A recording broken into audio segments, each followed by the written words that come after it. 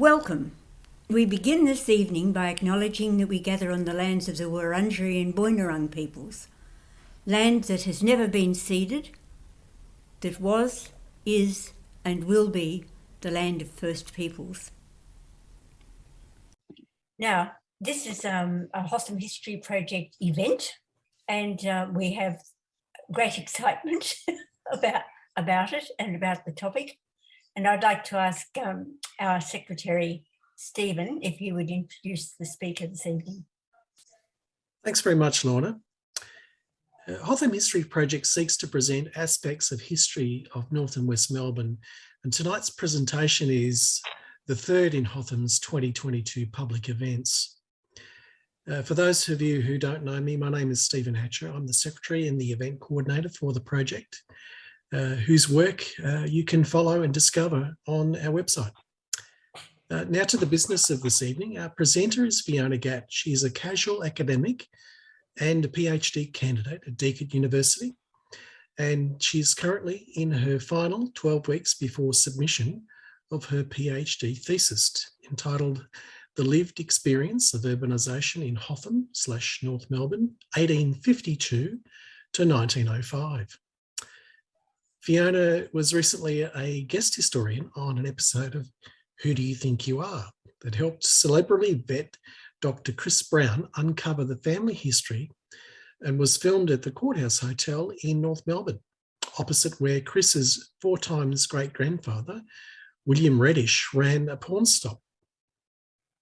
It is our pleasure to welcome Fiona tonight. She will present us with her detailed research into an archive of letters from the 1930s, shedding light on people's recollections, reliving the early days, memory, childhood, and self-indigenisation of Hotham, a place now known as North Melbourne. Fiona will take questions at the end of tonight's presentation, so sit back now and enjoy. Thank you, Fiona. Thank you. I'd like to acknowledge the traditional owners of the country where I'm speaking to you from tonight, the Dja Dja Wurrung people. I'd also like to pay my respects to the Wurundjeri Wurrung people and the Boonwurrung people. The borders of their traditional land lie close to the suburb of North Melbourne. Indeed, I would also like to extend my acknowledgement to the entire Kulin Nation and pay my respects to their elders past and present, and to any First Nations people who may be in the audience tonight.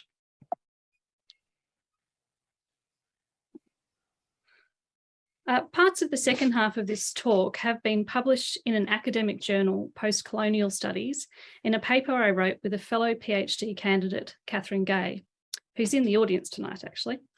In that article, we analysed a series of letters to the Age, which I will introduce you to soon, and Catherine contributed a gender analysis and a consideration of how the letters can be understood in terms of memoir or social memory. I haven't used those sections of the published paper in this talk, but nevertheless, I did want to acknowledge that working with Catherine on that paper did shape my own work on this topic. I was planning a 20-minute talk initially, but when David told me I could talk for 30 to 40 minutes, I adjusted the scope of what I was going to cover. Now that it's online, I hope you can bear with me for about 35 minutes.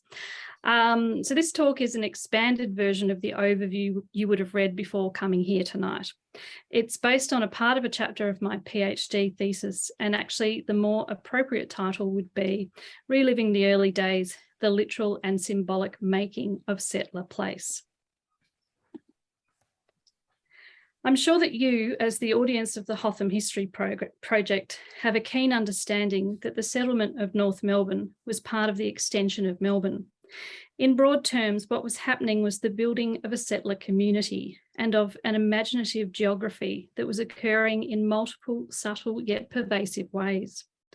Patterns of class and community building began to emerge early on in Hotham, as demography and occupational groups began to determine the realities of material living conditions.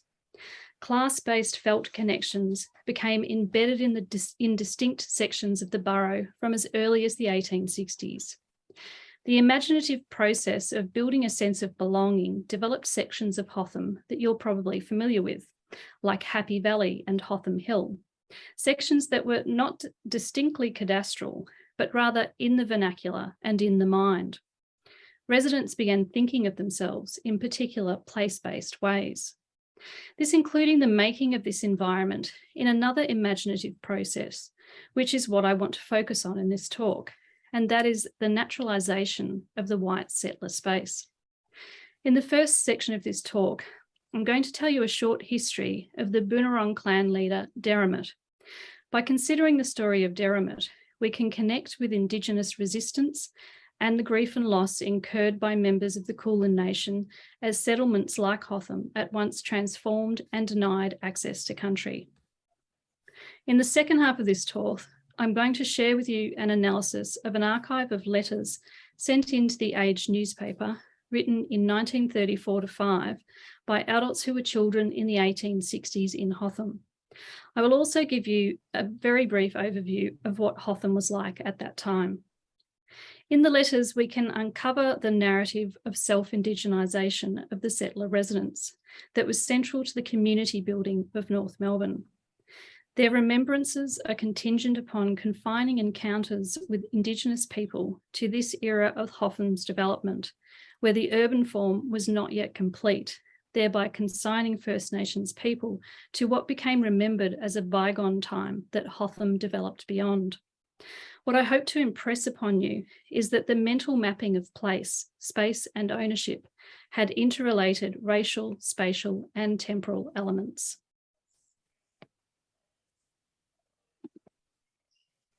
There is a theoretical framing of the way I have approached the analysis of the letters and the story of Derrimut's life that I would like to explain.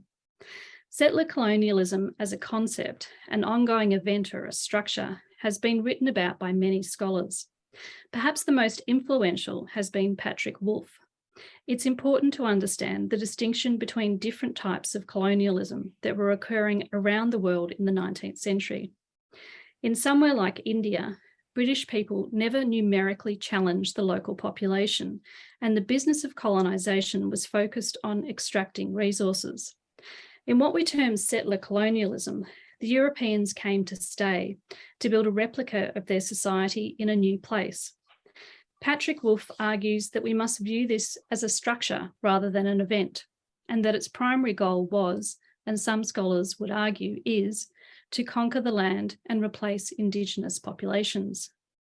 Drawing upon this argument, Lorenzo Veracini says that settler colonialism was concerned with the making and unmaking of places. Dan Tout has expanded on this further, stating that settler colonialism is continually repeated and reenacted, both literally and symbolically. So in this talk, we can think of Derrimut's 19th century experience as being part of the literal aspect of elimination, of dispossession, abuse, disease, and strategies of mismanagement. And we can consider the narrative of the 19th century settlement in the 1934-5 letters, written at a crucial time of reflection during Melbourne's centenary, as part of the symbolic discourse of the naturalisation of the settler presence. The individual experience of Derrimut is made accessible because of his long association with European men who documented their interactions, and the work of scholars such as Ian Clark, who explored the importance of Derrimut to the settlement of Melbourne, and to whose work the following account is highly indebted. Derrimut's life provides insight into the appalling experience of urbanisation for Indigenous Australians. It also reveals a defiant resolve to remain connected to country. From the late 1830s to the early 1850s, the North Melbourne settlement was, as historian Penny Edmonds argued, a racially charged and violent frontier. From 1835, Derrimut sought to negotiate and form a relationship with the key leaders of Melbourne's first European settlement. Derrimut was a Yellowkit Willem Arwit, or clan head, of one of the Boonwurrung clans. The Yellowkit Willem clan was part of the party who gave permission for John Batman to enter the Port Phillip area in 1835. In October and December 1835, Derrimut warned John Pascoe Faulkner's party of planned attacks on their group. After Derrimut and Fawkner met with George Augustus Robinson during a visit to Hobart in 1836, Robinson visited the Melbourne settlement in December. Robinson's concern for the appalling conditions of the Aboriginal settlement in Melbourne was partially responsible for the establishment of the brief Yarra Aboriginal Village Mission in 1837, where the Royal Botanic Gardens now stands. This was soon disbanded, however, and by 1840, Robinson, who had been appointed Chief Protector of Aborigines, was busy breaking up camps around the Yarra and stopping blacks, in his words, from entering Melbourne town. Settlement, pollution of waterways, and denied access to land meant First Nations people had to do menial work or beg for food. The consequence of this forced dispossession would see survivors living in unsanitary settlements where disease caused terrible loss of life. The little the government did to improve these conditions makes stories of survival exceptional. The European expansion into areas like North Melbourne caused appreciable damage to the interrelations between clans. Naarm declared Melbourne in 1837 was home to the Wurundjeri Woiwurrung and Boonwurrung, two language groups of the Kulin Nation. The Kulin, a cultural linguistic confederacy, have lived and cared for country for upwards of 40,000 years. Agreements between groups or clans establish boundaries, exchange and sharing protocols, and marriage customs that intimately entrusted members with multiple identities related to their moiety, their totemic division, their clan, warang, that is the language group, and confederation. Wetlands such as those recast as the West Melbourne Swamp were an integral part of the resources used during regular large gatherings of the East Kulin Nation. During these meetings, where bonds of friendship between the 22 clans were cemented through custom and marriage, peoples from the Bellarine Peninsula who spoke Wathawarang camped adjacent to the lake on what would become Hotham's western border. Thus, the degradation of the wetlands impacted far more Indigenous people than those considered local to the area by European understandings. And places within country had felt connections that stretched back millennia.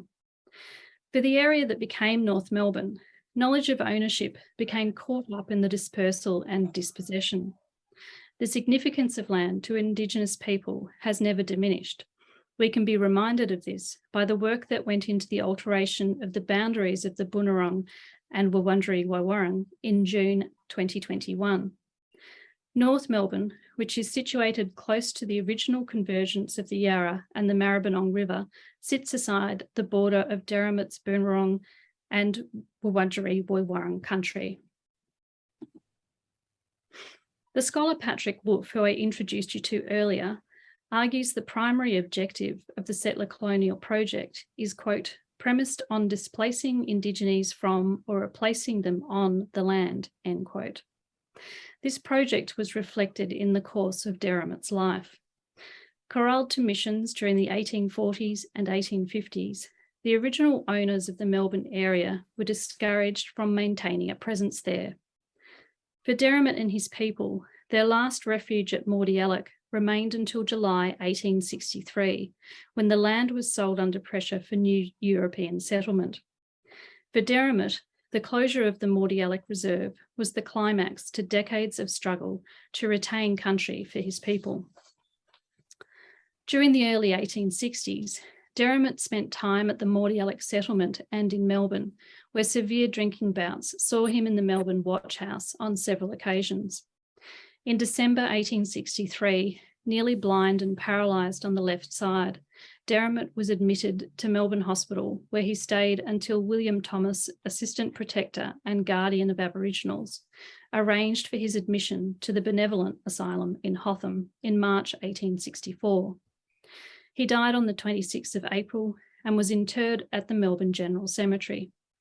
Thomas, Fawkner and Judges Barry, Pullman and Williams paid for his tombstone, which commemorates the noble act of the native chief Derrimut, who saved the first colonists from massacre. For the European men who paid for his tombstone, noting his death at the Benevolent Asylum served to highlight the colonial benevolent care they perceived Derrimut had received. Yet his admission can be interpreted as a caregiving act and also an extension of colonial policies aimed at containing Aboriginal people, rather than allowing Derrimut the freedom to move between Mordialloc and Melbourne. When he was confined to the Melbourne Hospital in 1864, Derrimut begged Thomas to allow him to return to his people. The grief of the loss of connection, of being confined to this white man's institution, is palpable in Thomas's account of a visit from 3 men and women from Mordialloc on the 8th of January 1864. He wrote, "Poor Derrimut cried, and so did Mr. Mann, who hung his head on the breast of Derrimut. I was forced at length to separate them." With European settlement came a forced physical disconnection from country. The decision of the government to open Crown lands to settlement throughout Port Phillip directly corresponded with the astonishingly high death rate of the Kulin Nation in the first 30 years after the founding of Melbourne.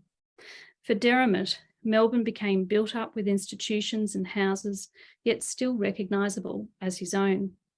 He is quoted as saying to his acquaintance, Magistrate William Hull, in 1858, when they met on the street in the central business district of Melbourne, "You see, Mr. Hull, Bank of Victoria, all this mine, all along here Derrimut's once. No matter now, me soon tumble down."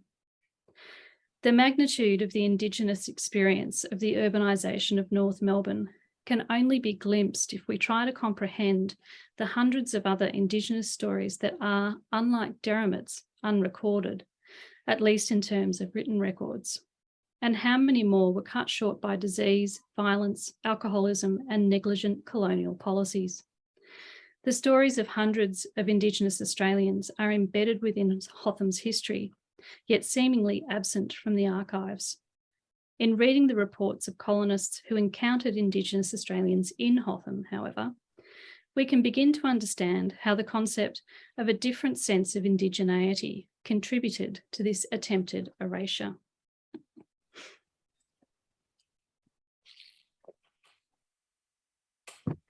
In 1934, during the lead up to the centenary celebrations of the European settlement of Melbourne, the Age newspaper published a short history of the inner suburb of North Melbourne, part of a series titled Reliving the Early Days.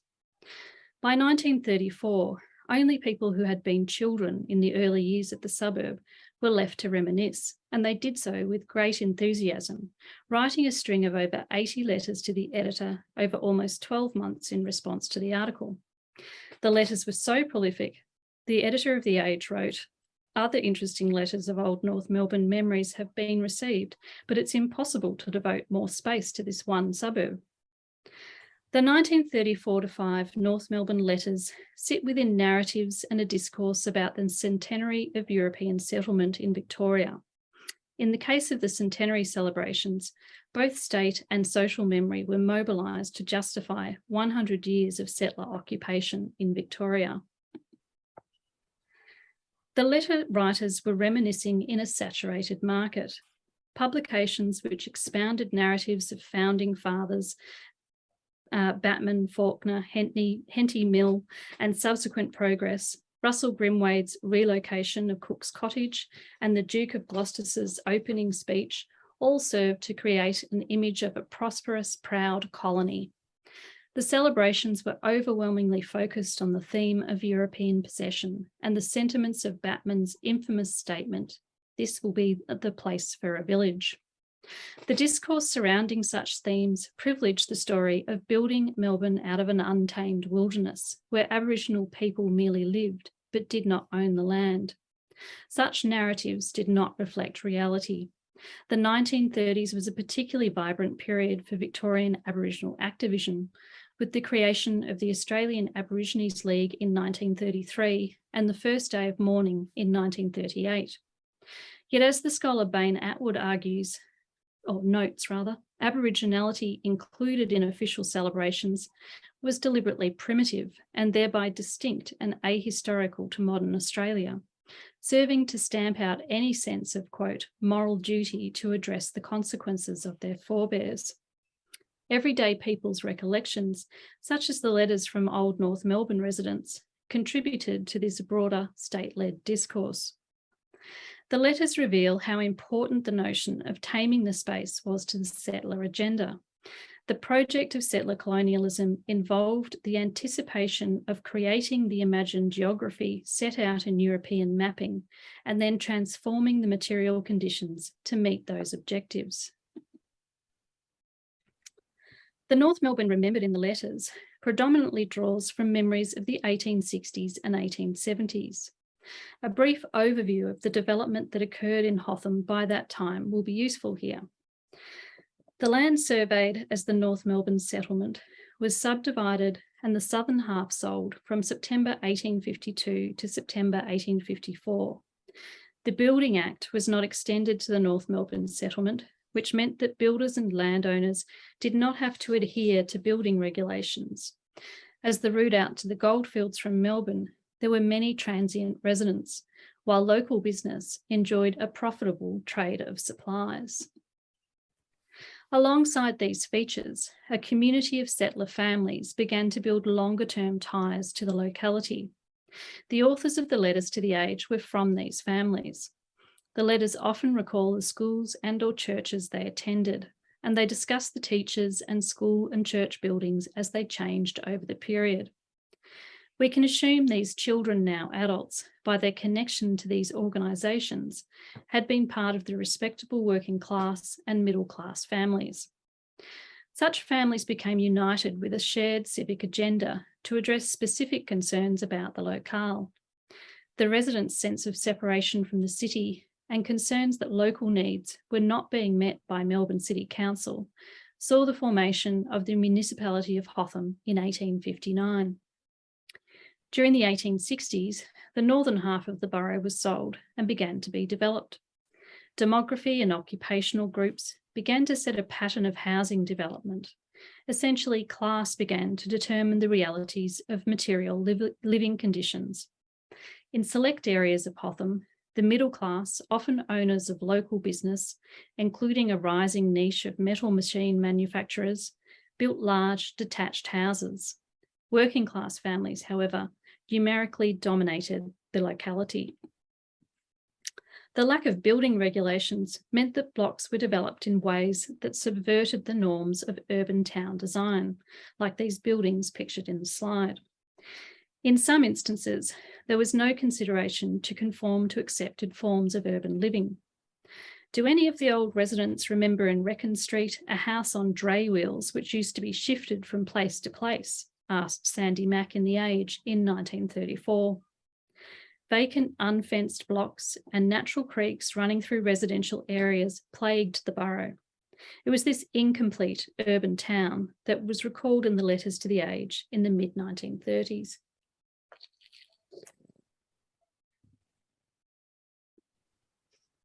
The unfinished project was not just physical, but imaginary, in the same way that the erasure of Indigenous people and the implanting of a European sensibility is also a process of imagination, built on physical erasure. Positioned in the letters as part of the incomplete landscape was the presence of Indigenous people. One writer recalled that in the 1860s, as little girls, we were taken to Royal Park to see the blacks with their gins and piccaninnies holding their corroborees. Scott Allen, who was born in Bailey Street in 1857, remembered King Billy, an old grey-haired Indigenous man with a brass plate around his neck who used to camp in Royal Park. Others, it was said, camped in Hotham itself, marginalised to wasteland areas such as the gravel pits in Canning Street. One day in the 1870s, when Mr. Mattingly, father of the Errol Street school principal, was talking to children in front of the school, Allen recollects that, quote, an abo came along carrying a boomerang. Mr. Mattingly paid him 6pence to throw the boomerang, but the man refused, concerned the children might get hurt. The visit to the camp, the sighting of an elder identified by his brass plate, the request for a boomerang demonstration take on a performative aspect, a chance to see the last living monuments of a dying race. The fleeting nomadic framing of these encounters deterritorialises First Nations people as wanderers without claim to land. As we shall see, This contrasts with the memories of North Melbourne settlers described in the letters, who were so often named and recalled along with the location of their residence or business as legitimate occupiers of the land, very much connected with the locality's future. The letters describe a town community filled with an interesting assortment of social actors. The children assimilated expectations of class. Prominent and respectable urban personalities stand out in the urban space as spectacles of the civic elite. This included the recollection that many notable men of Hotham were recognisable even in silhouette. Mr. Ellis, the auctioneer, the tall, kindly Scotsman, Mr. Haddo, and the butcher, Mr. Fuller, and Mr. Barwise, both better known for their time as mayors of Hotham, all wore silk top hats. Albert Mattingly, principal of the Common School and then Errol Street State School, was a recognisable sight with his distinctive walking sticks, one for walks and another longer one he used during school hours. Other characters were remarkable enough to be recollected for the ways in which their behaviour subverted expected public urban norms. There were many notorieties amongst the children of Hotham. In those days, one of the oddities of the place was Mary Ann from Hobart Town, recalled Sandy Mack, whose outer conduct, when slightly elevated, gave the police much trouble and the youngsters much fun. Mr. Mackenzie of Dryburgh Street was known to frighten the wits out of children. Granny Granger and her pack of dogs, also of Dryburgh Street, was another terror to avoid. Jimmy Kirby was the driver of a cart and subject to a well-worn chant aimed at him by children. Jimmy Kirby ABC, at which he would drive his cart at speed after the offending youngsters. According to one letter writer, unknown to the children, he was the son of a vegetable hawker, and the source of the chant was that he had been unable to learn the ABCs. The pleasure the children got from taunting these socially inept characters can be seen as their way of enacting societal divisions based on class and status. Other characters of Hotham were known because of their interactive role as shopkeepers, citizens of commerce. The quirky details of their personalities display the urban diversity of Hotham's individuals. Billy Vines, for example, sold famous blackcurrant tarts, almost as big as a saucer, and if he was in a talkative mood, would entertain with stories about his time in the boxing ring. The owner of the newsagents on Queensbury Street, Edmund Lyons, worked with an ink bottle tied to his buttonhole. Next door, the chemist, Joseph Barnes, had his leeches on display, swimming around in a glass tank. One of the Thompson's basket makers was blind, but, quote, could find his way into any shop in Hotham, also into town, just with the aid of his stick. These are just a sample of remembrances that connect specific personalities to place, discursively creating a collective memory of social interactions within the settler space, which is presented as a vibrant urban town.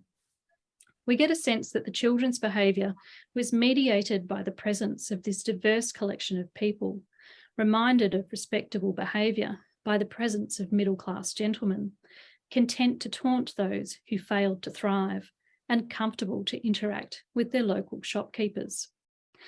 These remembrances connect specific personalities to place, while another theme of the letters, colonial events, reveals the colonial pride instilled in the authors as children. The children were petty imperial spectators to key colonial events. The visit to Victoria of the Duke of Edinburgh in 1867, for example, was recalled by many. After attending the parade in Collins Street, Hawes families celebrated the royal visit with an illuminated model of the ship made and lit up on our front veranda. They lit off crackers, skyrockets and bung-bungs with friends, which amused the nearby residents of the benevolent asylum. Another family attended a banquet that evening in a park where a bullock was roasted. The children also watched the fanfare as the ill-fated Burke and Wills expedition set off from Royal Park in August 1860, their camels and horses passing through the northern wasteland area of the town. For all these events, the children were encouraged to reflect upon the fine colonial life of which they were a part. On the day of the funeral of John Pascoe Faulkner in 1869, Tommy Crosby recalled, his teacher at St Michael's, quote, gave us a lecture on the old pioneer, a half holiday, and sent us off to his funeral with instructions not to forget it. Such events reinforced the idea that North Melburnians were part of building a new colonial urban town. Yet, as I have already noted, the North Melbourne of the 1860s was still struggling to evolve beyond its gold rush beginnings, which was cause for anxiety for adult residents. Hotham's council was fixated on fielding complaints of unmade roads and drainage issues. The swamp was the subject of much angst. Numerous petitions, specialised committees were set up to agitate colonial parliament. Residents complained of herds of goats menacing their gardens and injuries from falls into quarry holes. Decisions on lighting occupied tedious discussion in council. Yet these same issues are viewed very differently by the adults looking back at their experiences of their time as children. The 1934-5 letters reveal the experience of urbanisation for children on the colonial urban frontier, where the urban form did not conform to the aspirations of the town's leaders, but provided a diverting playground for its children. The land to the north was largely vacant and full of old quarry holes. One such quarry, opposite the Homebush Hotel, was a meeting place for fights between local boys. Flocks of stray goats, led by a venerable old billy, were an endless source of fun. The goats were so plentiful in those days, wrote P. McGraw, they used to put their heads in at the school door. Adventurous young lads even rode the goats' backs on Sunday afternoons in Billy Goat Avenue. Royal Park was described as a mass of fine trees in which a boy could lose himself. Boys lit bonfires on the hill on Queen's birthday. The North Melbourne swamp, especially the northern end, which wasn't yet irretrievably polluted, offered various sources of amusement. I used to tuck my trousers above my knees and walk all over the West Melbourne swamp, recalled Hall, looking for eels and goldfish. Boys and men would wade through the covering of blanket weed, feeling for the eels with their bare feet and skewering their finds with a three-pronged fork. Children collected duck eggs in the mud. The water was clear and brackish in the green banks to the south of Flemington Bridge, and it was there that the local boys learnt to swim. Over by the signals box for the railway line, Mr. Dewsnap lived with his family in a modest cabin. Local boys would steal his small dinghies for joyrides over the swamp. Closer to the benevolent asylum, the black mud stuck like tar and cows got bogged, creating the diverting spectacle of men struggling to free the trapped beasts with rope. On the one hand, I view the letters as evidence of children's experience and their daily lives during the second half of the 19th century. They allow us to imagine the activities of colonial children, especially boys, and even picture some of the inhabitants. But ultimately, the letters speak to the needs of the authors present, the broader social and political agendas of the 1930s. Memories exist within the individual, yet these individual memories function in a relationship with collective memory of community, society, or nation.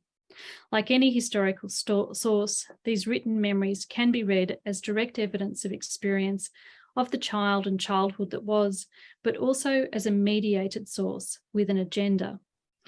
As noted by scholars Sutcliffe, Maker and Slight, the past has always been an instrument of power, most often used to naturalise and justify the existing social order. This is drawn into sharp relief when we consider the final theme of the letters, of family pedigree, which features most often in the contributions from women. E. Little proudly wrote, "I think I can claim to be one of the 4 generations." She tells readers of her father who arrived in Victoria in the early 1840s and their family's subsequent history in North Melbourne. She herself married there in 1878 and had 5 children. All were born in North Melbourne, she wrote. Mrs. J. Love connects her birth to locality in the detail she provides and the proliferation of her and her husband's family. "I was born in Little Errol Street," she wrote, "behind the old courthouse. Her parents raised 2 daughters and 6 sons there, and readers, she is assured, will also remember my husband's parents, the late Mr. and Mrs. A. Love of 50 Melrose Street, North Melbourne, where they lived for 30 years in one house and reared a family of 13. These are just 2 examples of many retellings of family provenance that positioned the old North Melburnians as the first true generation, who through their later role as mothers themselves claim connection to place, their families having lived there, as Little wrote, all their life. The children of Hotham grew up in the environment created by Melbourne's northward expansion, with its growth of small houses, its undeveloped wasteland areas, unmanaged drainage issues, and the vestiges of natural habitat. In the letters to the editor in 1934-5, these memories of the types of play from this bygone era are told alongside the memories of local settler personalities, Indigenous encounters and key colonial moments. The Kulin people feature as curiosities in the remembrances of white children, now adults, not as First Nations peoples with strong ties to the land on which the Hotham children live. Indigenous peoples are presented as temporary elements that slowly ended as the process of taming the urban environment increased, just as certain types of play necessarily ceased as the town became more regulated and built up. There is a tension between Derrimatt's story and these stories of old North Melburnians. Derrimatt's story tells us of First Nations peoples with strong ties to the land on which the Hotham children lived. Derrimatt's loss and grief were clearly on display to his white acquaintances. Any recognition of Indigenous connection or loss is erased in the letters. This is the symbolic aspect of the logic of elimination in settler colonialism. As Patrick Wolfe has explained, territoriality is settler colonialism's specific, irreducible element. And since settler colonisers come to stay, invasion is a structure, not an event. We can thus argue a continuity of the structure of settler colonialism in the literal impact to Derrimatt's experience and the symbolic positioning of these remembrances of Old North Melbourne in the 20th century. Hotham's development saw the making of an imagined environment of both class-based and racially based affiliations and aspirations. In 1860s Hotham, that process was gathering pace as a more residential rather than transient population not only expanded and defined itself in the built environment, but also commenced a process of imagining their own presence in a way that elided the reality of Indigenous occupation. The children, the first settler generation born in this place, were critical to that progress, as they proved 3/4 of a century later when they took the opportunity to articulate their own sense of belonging openly. Crucially, there is a sense of self-indigenisation. The children picture themselves as the original inhabitants, surveyors and conquerors of the space through their play. Many of the adults who wrote to the Age in 1934-5 still lived in North Melbourne. They were the adults raising families of their own in the 1880s. Their sentiment of being unprecedented occupants of North Melbourne was carried forward to subsequent generations. Thus, despite the paucity of archives concerning Indigenous presence specifically connected to 19th century Hotham, the story of the East Kulin Nation's experience of urbanisation is writ large in the very ethos of the settlement. This concept of European settlement was all pervasive, from the outlook of children to colonial and later federal policy.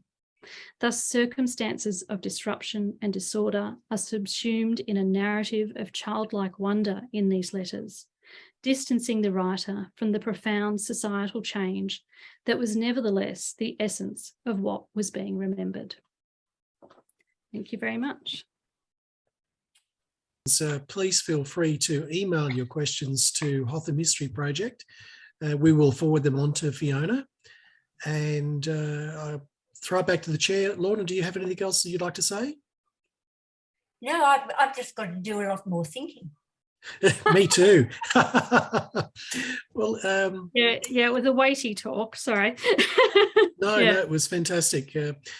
Fiona, on behalf of Lorna Hannon, the chair, and all of the other committee members on Hotham History Project, I'd like to thank you for a very informative and enlightening presentation tonight. And I'd like everyone to please join me in thanking Fiona. Thank you. Have a great night, everybody.